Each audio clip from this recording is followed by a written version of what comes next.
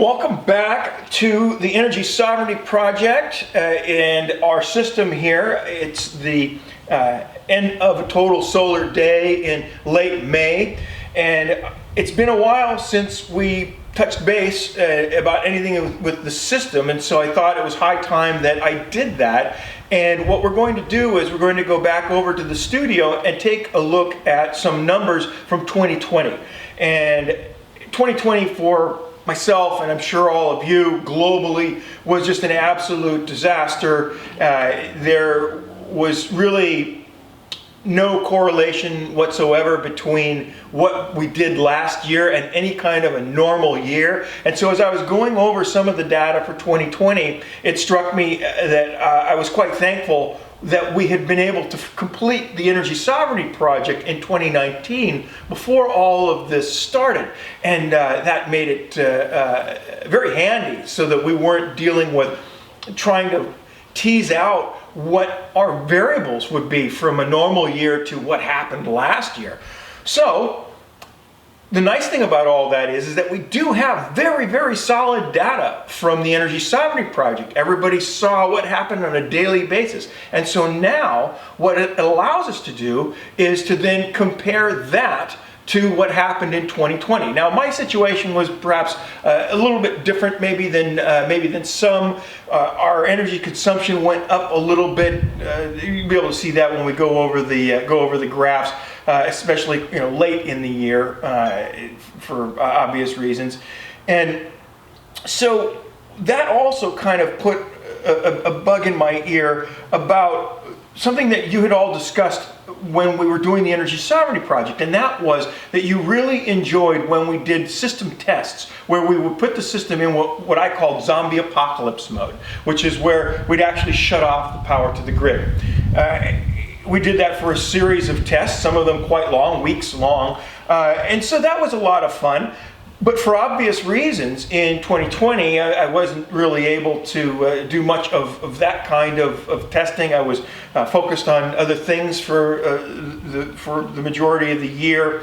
And now that my situation has changed, it's allowed me to think about doing something that I think you might find interesting. So there were a lot of comments in the comment section of asking, could you run the home off of grid power? Could you go totally off grid? And obviously, with my mom here, there was no way to answer that question.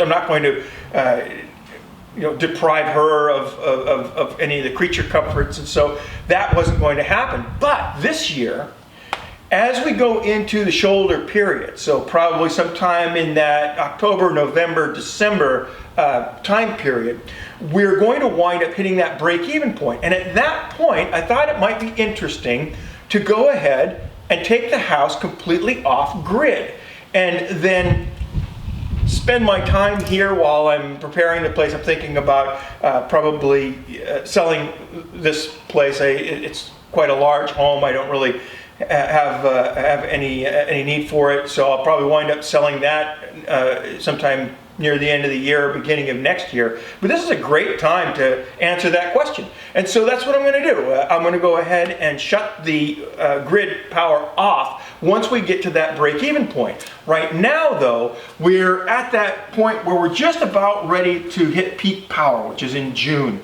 and there's no way that I'm going to disconnect the power right now because we're sending huge amounts to the grid. The batteries are full, the car is full, and we're sending power out to the grid that we're banking. And so because it has a monetary value to me for so long as the utility grid, in our case SMUD, maintains what they call net metering, where we actually do get credits for the power that we send out to the grid, it's foolish to turn the grid off at this point. And so we're going to go ahead and leave that on for a few more months. But like I said, once we hit that break-even point, we'll go ahead and have some fun with a simulated disaster, and we'll maybe look into how much driving that we could do, maybe come up with some scenarios that might be fun, going to, I don't know, get supplies or that kind of a thing. And so yeah, let's play around with that a little bit. So for right now, let's go ahead and get back over to the studio and let's take a look at the numbers for 2020 and a little bit of 2021. Well, welcome back to the Energy Sovereignty Project and welcome back to the studio. It's nice to have you guys back here with me again. So let's start this off by taking a quick look at 2020 at a glance.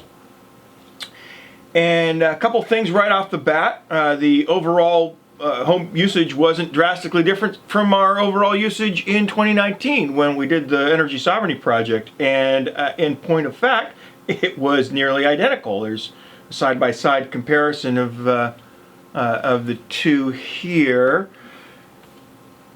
And as you can see, we have less than 400 kilowatt hours separating the 2 years. So what is different though is the power collected from solar with a reduction overall of 867 kilowatt hours. And this is obviously reflected then in the amount that we sent to and retrieved from the Powerwall batteries. As you can see here, we sent 267 kilowatt hours more to the grid in 2020 than we did in 2019, even though the car was being exclusively charged at the home. Now, mostly that was simply because I just wasn't driving anywhere near as much as I did in 2019. But the other thing that you see there is a crazy amount of power that we drew from the grid. We pulled a whopping 2.8 megawatt hours more from the grid in 2020 than we did in 2019. And that's down to two things. Firstly, as we discussed above, the Energy Sovereignty Project, when we did that, we isolated the driving miles of the car that were not supplied by the home. And again, you can watch some of the previous videos as to why we did that, why I made that decision, and it was basically all in the name of clarity. But as you'll recall from our closeout in 2019, that amount was 2,225 kilowatt hours. Well, this seems to match up pretty closely with our increased grid usage at first glance, except for the fact that A, we didn't see an increase in our overall usage of the home consumption for that year, and B, there is simply no way that I did anywhere near the amount of driving in 2020 that I did in 2019. We were in the middle of a pandemic and I was at home making sure my mom was comfortable and not being exposed to the virus given her age and her medical conditions. So well, what the hell? Well, basically it's the result of a whole bunch of offsetting variables that we had. We weren't cooking in the home, meaning oven cooking, you know, with raw materials. Going to the grocery store was problematic. I wanted to try and keep things as isolated as possible, so we were using the microwave more, and so from that aspect alone, we had a reduction, and then we weren't entertaining for a year. And so between those two things alone, I'm thinking that's at least a megawatt of power that we didn't use for the year. And so my best guess is this, that the full ramifications of the restrictions in the pandemic lockdown didn't hit us until, well, March or so, you know, if we want to be realistic as we're looking at the timeline. And by that time, we had done the lion's share of the driving that we were going to be doing for the year, and we did that again drawing from the grid. And so it is fair to say that the lion's share of that increase in power from the grid was because of we were driving the car, and we were doing that at a time when solar production was low early in the year. But that's my best guess anyway. The upshot of all of these numbers is that I am so thankful that we did the Energy Sovereignty Project in 2019 instead of trying to do it in 2020 and suffer through all of these variables and try and untangle that mess at the end. So with that, let's go ahead and take a quick look at the hit that we took in solar reduction. That was kind of interesting as well. So we have, this is a comparison between the 2 years of solar production here. And this is 1 month where we certainly took a major hit in the production in February and March as well. We were suffering through some absolutely terrible fires in California, and that resulted in a rather heavy layer of ash on the panels, and the huge jump back to normal levels that you see there in, well, in around April, is a result of cleaning the panels. And you can see that we also had quite a lot of reduction in July and August in 2020, whereas in 2019 it was relatively mild by comparison, and we already went into how the increased ambient temperatures can reduce the efficiency of the panels. And so we saw that a little bit as well in 2020.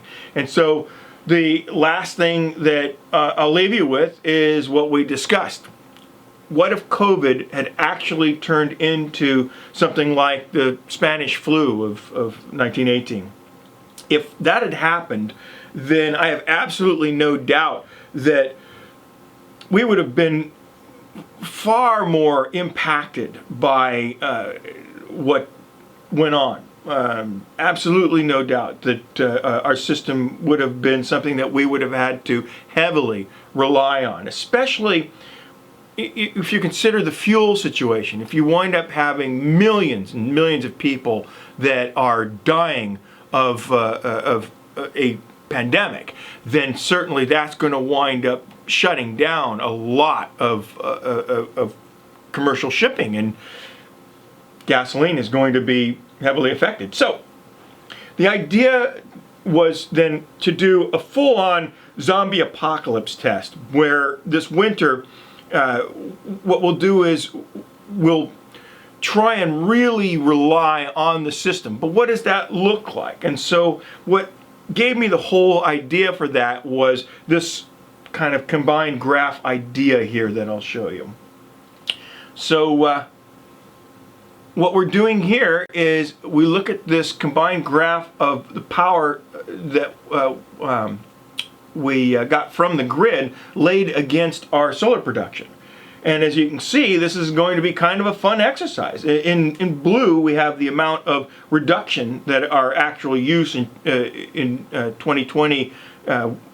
If we measure that against what we're going to have to reduce to make it to hit our solar production, but it might be more helpful to look instead at the information in yellow. Now, that represents the amount of solar that we would have available to us to ration out on a per day basis.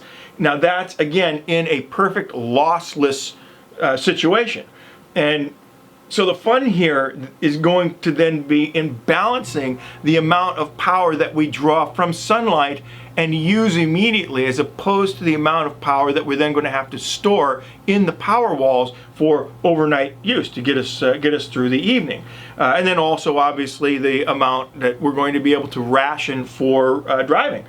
So that'll be fun. And as we covered previously, any power we put into the batteries, it comes at a cost. You put that power in the batteries, you have to draw it out. You're going to lose about 10% or so of that power. And as you can see here, when you're talking about December, January, February's not too bad.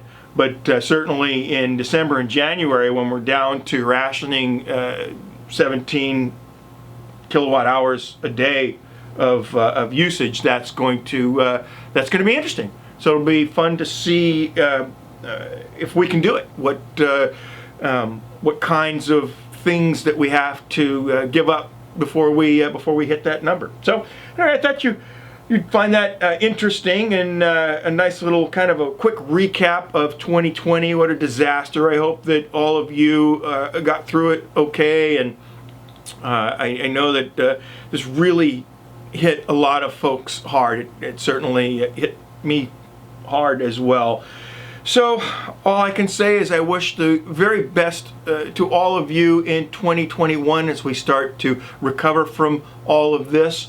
And good luck with your own systems, and we will see you again very soon.